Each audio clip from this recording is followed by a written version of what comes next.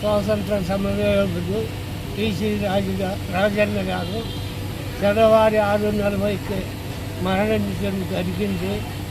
ఆయన నిస్వార్థమైన వ్యక్తి, ఏ పట్టుదల ఏది కానీ నాదనకుండా జీవించిన వ్యక్తి ఈరోజు మనం కోల్పోయినాము.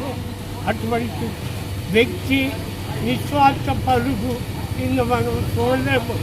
అటువంటి వ్యక్తిని ఎక్కడైనా మేము ప్రయాణం చేస్తాము. ఒక ఆటోలో బావాలన్నా కూడా వచ్చే వ్యక్తి కాదు. ఆయన నడిచే ప్రయాణము ఎక్కడైనా పోదాము.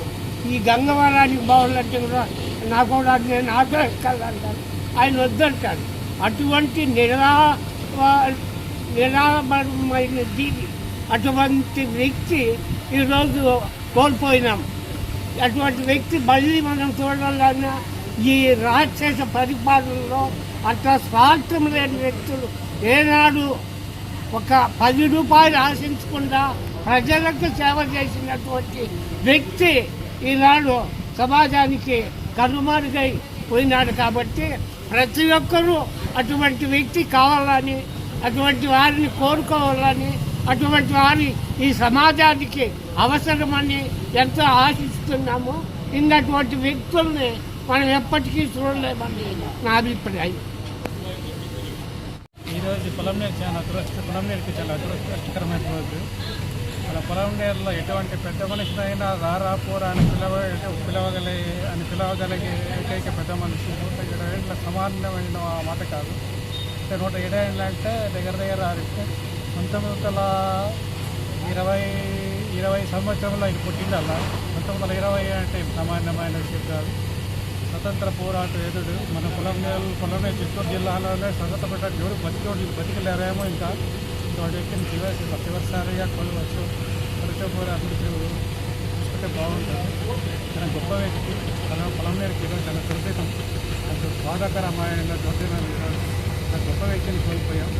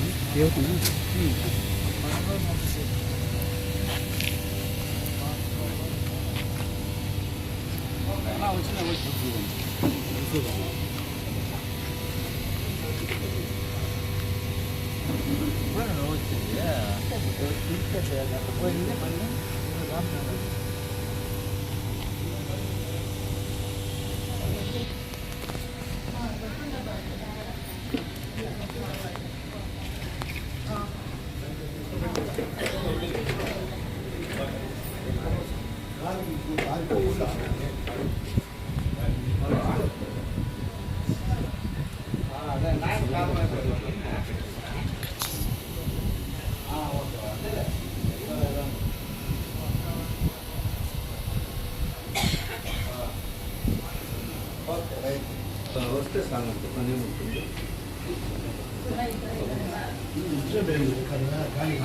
మన శనివారం ఇల్లు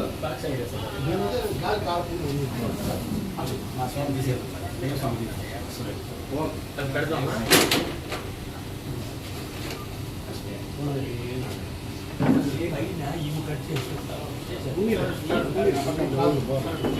ఏం కాదు.